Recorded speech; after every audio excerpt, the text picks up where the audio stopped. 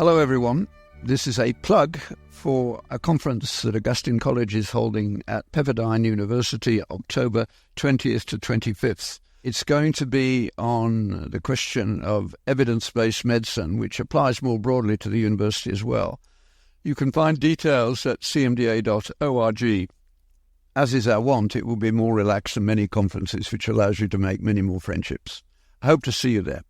I want to start by reading to you, and those of you who like a quiz, the question I want you to be thinking about is a little bit of what I'm about to read to you appears over the doorway of one of the world's most famous laboratories.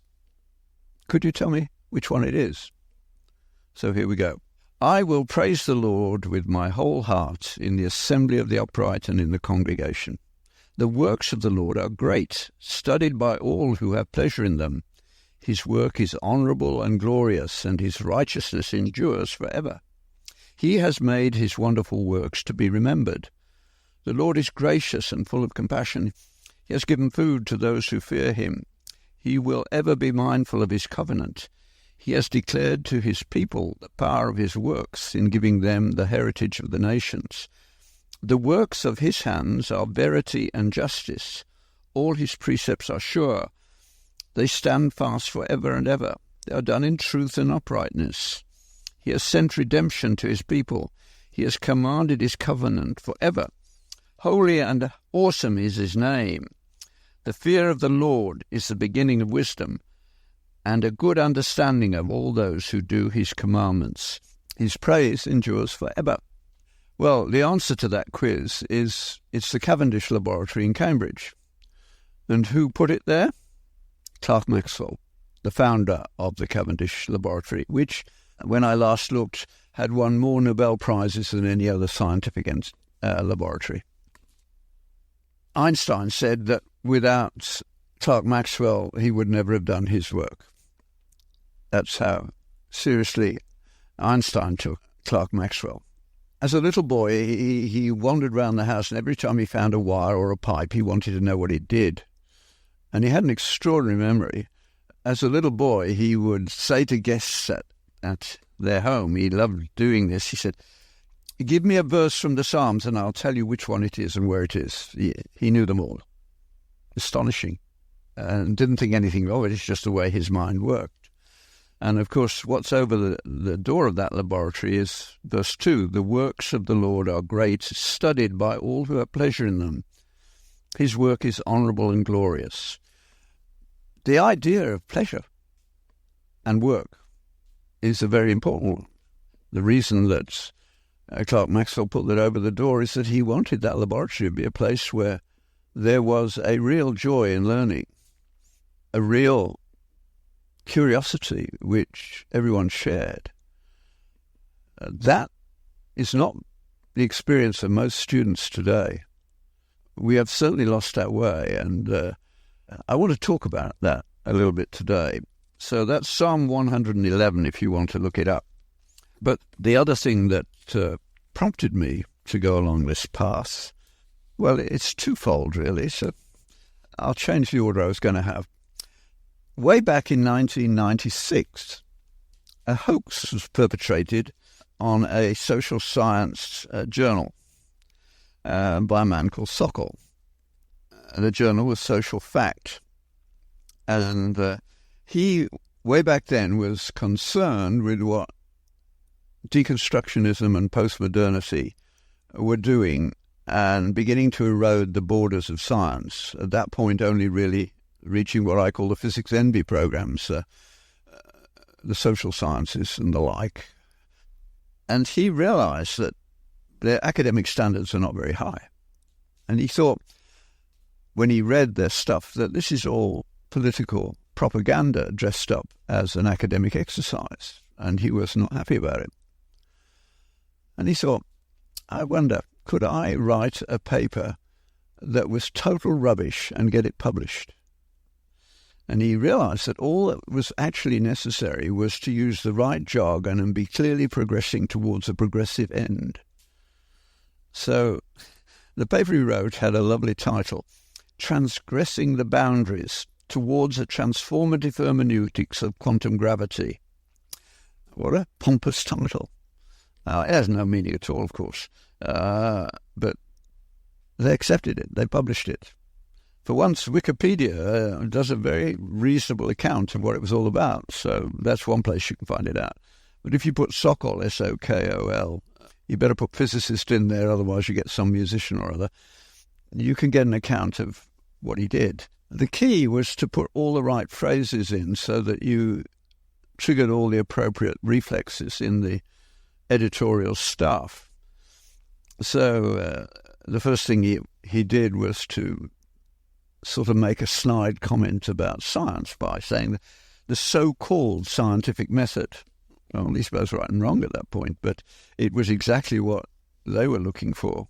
Here's a few examples. Reality is fundamentally a social and linguistic construction. That's interesting. It sounds very modern, doesn't it? It was, here's another one. Science is inherently theory-laden and self-referential. We build brick upon brick. Another, it cannot assert a privileged epistemological status with respect to counter-hegemonic narratives emanating from dissident and marginal communities. You probably don't have the capacity to hold that whole sentence in your mind, but it's got all the right words, hasn't it? Marginal, dissident, communities, privileged, all put together appropriately. So the conclusion, therefore we need a new liberatory science and emancipatory mathematics.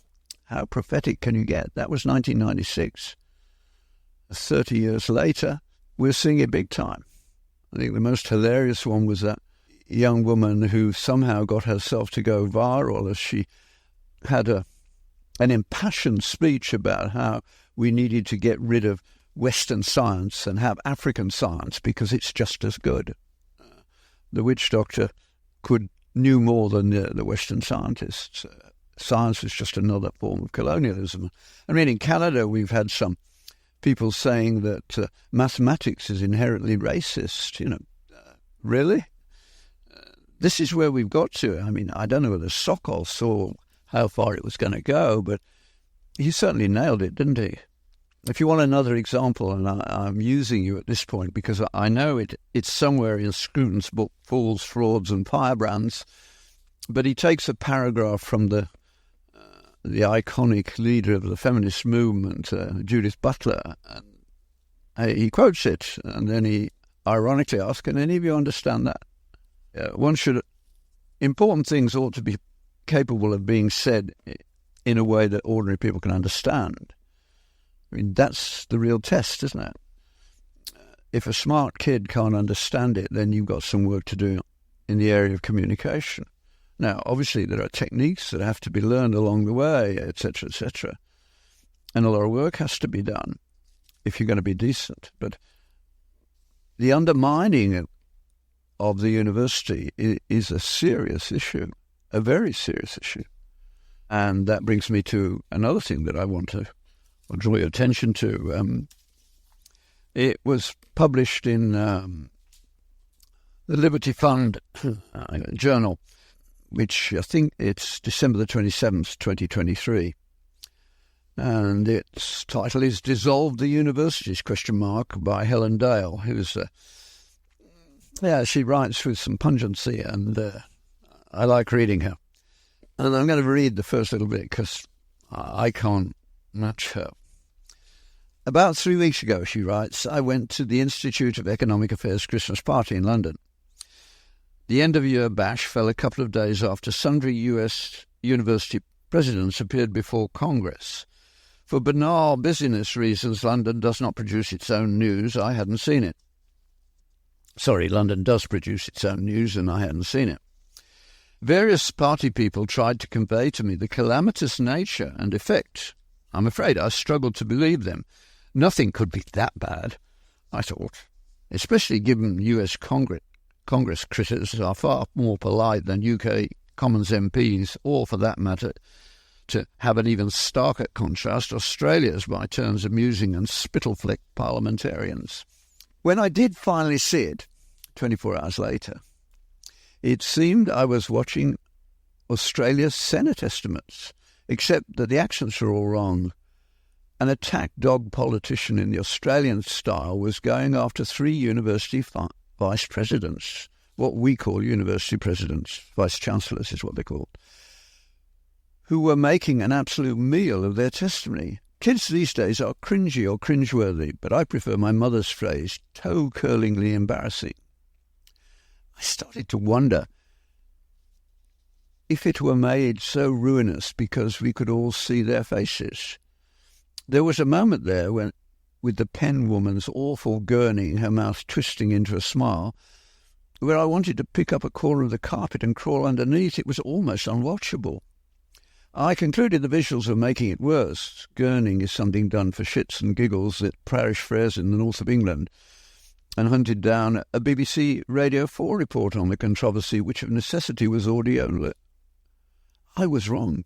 Even without video, it was just as awful. Since then, I haven't been able to get it out of my mind's eye. I don't think there is any coming back from that. This is how an institution's social license is lost. It reminded me of the infamous big tobacco hearings where major cigarette manufacturers straight up lied to Congress about the link between smoking and cancer. I understand and respect people making serious and thoughtful policy suggestions designed to fix the Ivy League and US higher education more widely. The Foundation for Individual Rights and Expression has a useful laundry list for starters, while attorney and legal academic Glenn Reynolds has ideas that overlap with FIRE's, plus a few bonus proposals of his own. I've selected those 2 out of hundreds because they both understand that when you censor any speech, you make yourself responsible for whatever speech you do allow. Blind Freddy can see your double standards and is often happy to hold you to them, as angry alumni and donors queuing up to lob rocks at the Ivy's show. However, respect for Fire and Reynolds and my belief that implementing the policies they advocate would be beneficial for Americans, so please do them for your country's sake, does not mean they'll fix your universities. Universities are like big tobacco. They're never going to be good places full of good people, and you need to accept that. No matter how much you enjoy them, cigarettes will kill you. The university number is in the process of coming up.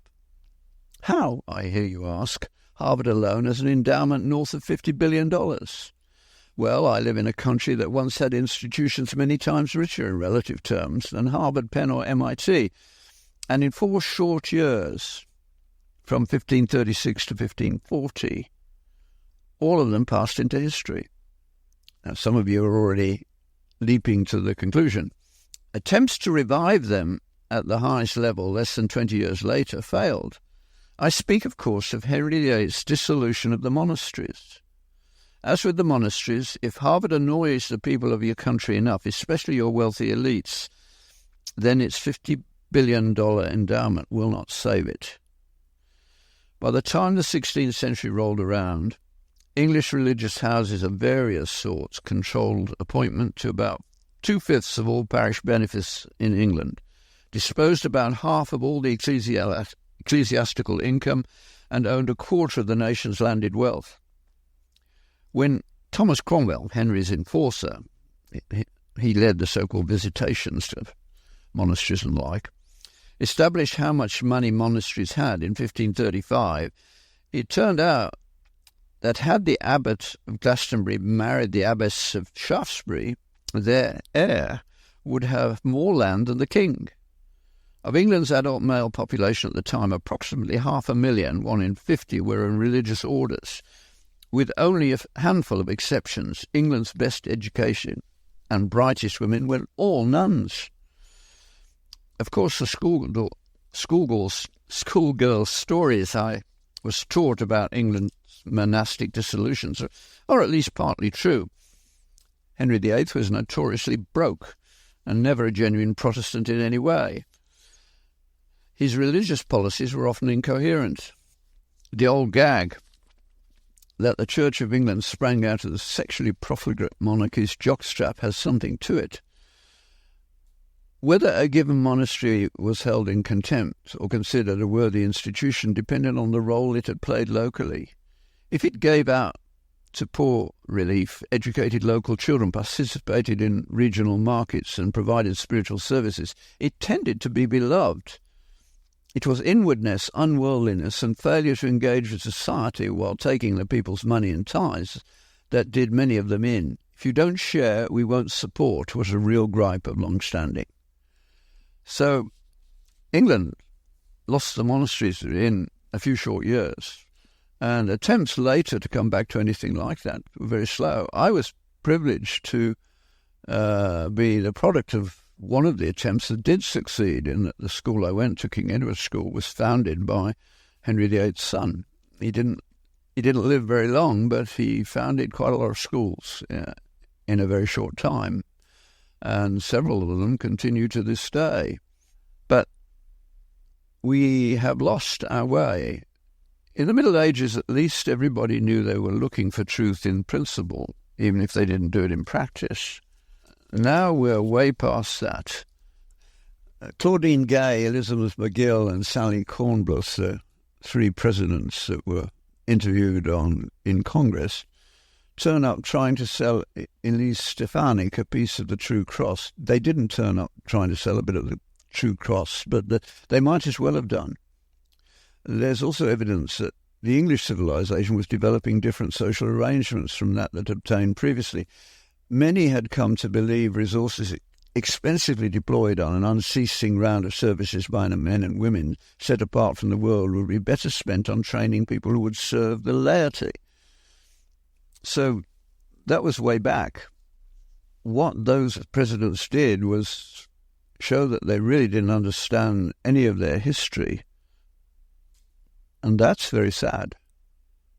We have forgotten that there is such a thing as truth. And it's showing up in science as well. When I began to do science, taking a break from the more profitable medicine to pursue my curiosity, I thought for a couple of years, and it ended up changing the direction of my life, there was a financial loss to doing science. That's not true anymore if you're successful. And I didn't really think about it because I was married, I had a family, we had enough money to support that. That's what mattered to me. I've always been a bit careless about the financial side of things. So in those days, there weren't a lot of people doing science, and that meant that if you got into an area and you did some work that people actually read, you were quite likely to meet the people who were at the top of that list, and they were invariably courteous and helpful. I remember the late Ian Glynn, when I was working in the Caribbean on sodium transport in leukocytes in malnourished children, and I took a holiday in England, and in Cambridge I wondered if I could speak to Ian Glynn, and I called, and his office said, well, he's actually lying on his back at home, but, he's a very nice man. He'd probably like to see you. And bless him, he said, well, come and see me at home. And so I talked to him while he lay on his back in his bed about what I was doing. And he was very kind, and he was very helpful. And he helped me in the next step without really knowing it. And I never got around to seeing him again. And sadly, he has now departed. But that was the kind of environment. You met people who took you seriously. Now, of course, everything's about money. People are hired because they have grants and they're publishing, and not sufficient work is done to see whether their work is of any quality. People are appointed to jobs. And Claudine Gay was a classic example of that. She was black, and so that fitted one of the categories of victimhood, although she came from a wealthy family. She'd had a free ride at Stanford. They didn't even bother to check her publications, which were full of plagiary, which would get any student who did that at Harvard fired, and it ultimately led to her losing her job. But she still retains, as far as I know, her $900,000 a year salary. That should not be, and I hope we won't last that long. But she was appointed not because of what she'd done, but because of what she represented from a progressive point of view. That used not to be so. I mean, as Helen Dale says, the university is not populated by particularly nice people. In fact, they're very petty very frequently and very conscious of their own importance. So that's what you have to deal with. But they usually did have some real scholarship, some real understanding. They could lead you into a subject in a good way, thorough. They knew their stuff. Now that's not necessarily so. So what's going to happen? Because once the rot begins to be examined, we've been holding it at bay for a while. I mean, it's not as though this is entirely new. If you want to read about it, go to the New England Journal of Medicine and look up the John Darcy affair somewhere in the 80s, I think. Maybe before that even. I can't remember the exact date. It doesn't much matter. But he was a student at several of the Ivy Leagues, published a lot of papers very quickly with famous names on the list who hadn't done due diligence at looking what he was doing. He claimed that he couldn't sleep at night, so he worked at night and slept during the day. So at night he didn't do experiments, he fabricated results and got them published in major league journals, and it took some years to sort that out. Now, the art form of the modern world, if you're really a postmodern reductionist who has bought the Darwinian model that the only thing that matters is whether it advances your genes over everyone else's, imagine yourself as a student from a poor part of the world who's got a scholarship to do a master's degree, and the project you're given turns out to be a bit of a lemon. In fact, it doesn't lead to anything. You'll get your master's for showing why that is so, but you won't have anything to publish that will create any sort of reputation for you. So at the end of your master's, nobody's going to offer you a PhD option unless you can publish something, so that the stimulus to make something up that is publishable is real. And if you're clever and you do it well, it'll take them 10 years to find out what you've done. And during that time, you can get a PhD and a job and be preparing for the fact that you're going to get fired probably 10 years hence. But at least you don't have to go back to nothing in a country with no infrastructure. That's what a Darwinian would do. But it undermines science, doesn't it? We have no idea now how much is fabricated. I remember the first time I became aware that real fabrication was happening in London, and it was in the area of psychology. I was horrified, because at least I had enough sense to see that if you can't believe the results in print, where do you go? What do you do? Do you have to repeat every important experiment? Well, the answer is yes. Fortunately, a lot of stuff now is done cooperatively, so there's all sorts of human interactions which help to sort that out. But I would say to graduate students that if you go to conferences and go and look at the work in progress in the poster section, the probability of those things even making it to a published paper is probably less than 10%. So the only real reason for going to a conference and going to the poster session is to meet the people who are standing there and talk to them and find out what sort of people they are, to get a sense of whether, would I trust this person or not? Or are they too ambitious for their own good or whatever? Finding the key for success in any area over the next few years, according to Robert Fogel, will be whether you can build a network of people you trust. I use the question all the while. I used it this week as I was in the shop attached to our local gas station. There was nobody else there, and somehow, surprisingly, we got into a conversation about the fact that things had changed. And immediately, another guy from further back came and joined the conversation. Because, of course, within living memory, people left food by the side of the road and people put the money down and took the food. You could have your gas on tick and there wasn't any calculation. It was all done on trust. Nobody locked their doors. All that is disappearing at a rate of knots. it won't be replaced quickly. That was the way we were. We're not better than other people, but we were blessed with a history that was very different. And it's the history that matters. And now nobody learns any history. That's terrifying. And so you get the Claudine Gays of this world turning up in the top rank and destroying a great heritage. I mean, she's only another step along the way. I mean, they've been meddling with the idea of getting rid of truth as their motto. It used to be more explicitly expressed as Christian truth, but that went a long while ago. When John Adams, one of America's greatest presidents, went to Harvard, I think there were 20 people there. Might be back to 20 in a not too distant future. We're going to have to think very, very seriously about what we're going to do about educating our children. That conference that I made a plug for at the beginning will hopefully discuss that in a lot more detail than we can now. But it is important. I was taught medicine primarily by seeing patients.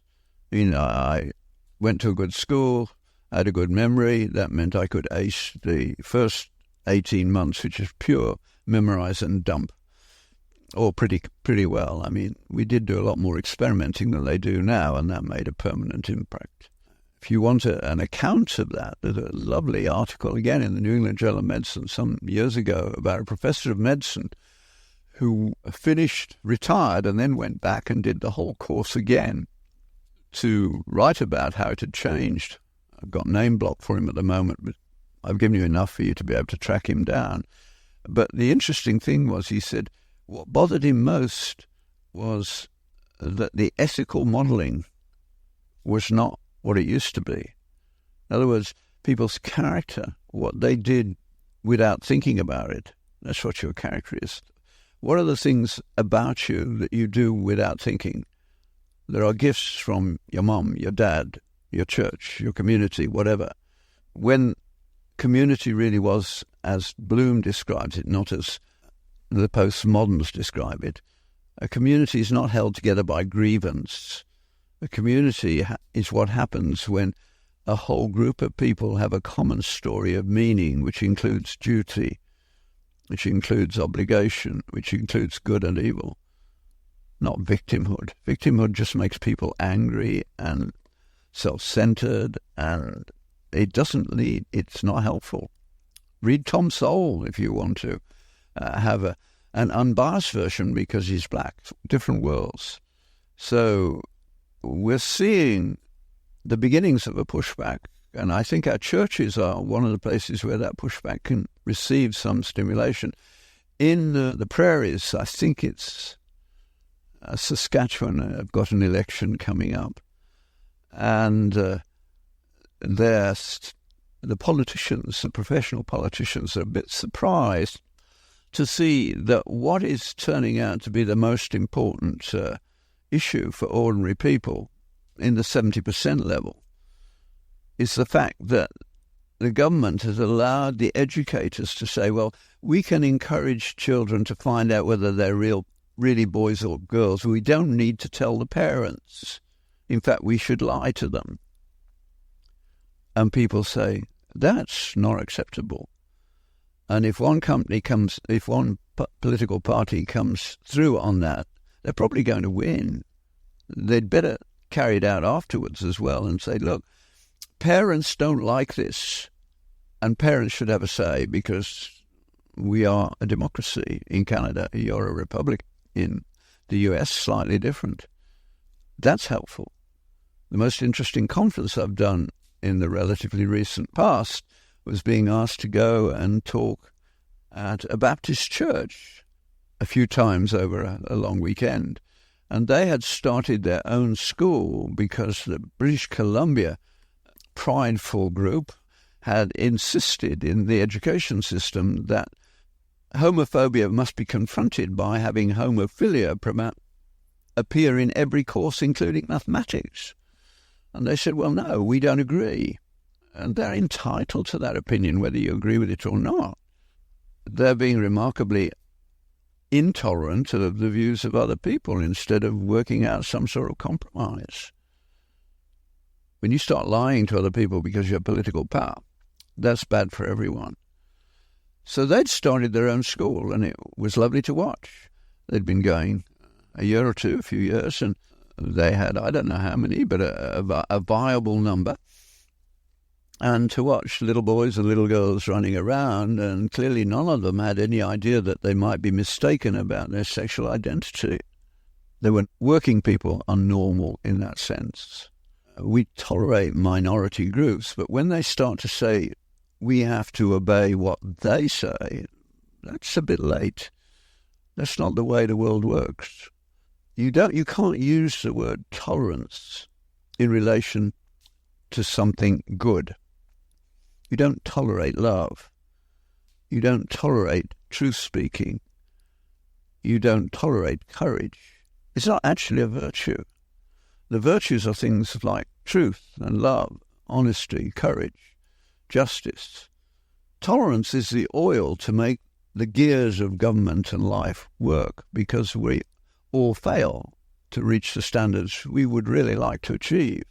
The first angry paper I wrote outside of science was called The Myth of Moral Neutrality, and I wrote it in about 3 hours one afternoon because our Department of Education had sent a missive around the university saying that all teaching should be from a morally neutral position. The position doesn't exist. It's pure nonsense. I was so angry I just sat down and wrote it in about 3 hours, sent it to a friend to read, and he published it without my permission, fortunately, in a minor little journal for Christian physicians, and I thought nothing of it because I knew the average scientific paper I wrote was read by 6 people, including the referees. That's the world we live in. But it went round the world and changed my life as it happened. And as I said, moral neutrality is something that might have been said by the Red Queen. Words mean what I choose them to mean, neither more nor less. No, it's nonsense. Moral neutrality, contradiction in terms. Knowing when to be neutral and when not is a question of truth, not a question of tolerance. So getting the goods that make a society work in the right order is not a small thing. You can divide the world up into 2 groups with a single question. In your group, if there's a clash between truth about it when it's something you're not proud of and loyalty to it, which will win? Now, if truth wins when there's a price to be paid, you're in a good society. You will do well. If loyalty wins, you're on the way down. Loyalty, which is a dominant feature of Islam, loyalty to other Muslims trumps any duty towards any other group. So you get your job by who you know. Nepotism is inevitable, and corruption is inevitable. Where truth dominates, and you don't get paid for the truth, as it used to be the case with science, there you become inventive, you become capable of doing amazing things. It's not an accident that experimental science only took off where there was a Judeo-Christian cultural foundation going back centuries. It's another story, and I already see that I've talked to you far too long. Do get annoyed with me, because even annoying emails are fun to read. In fact, the hardest thing to get is good criticism, and there's plenty of criticism I need, because the usual one is you leave too many loose ends lying around, and when you complain about which ones, I might pick some of them up and explore them a little further. But have a good week.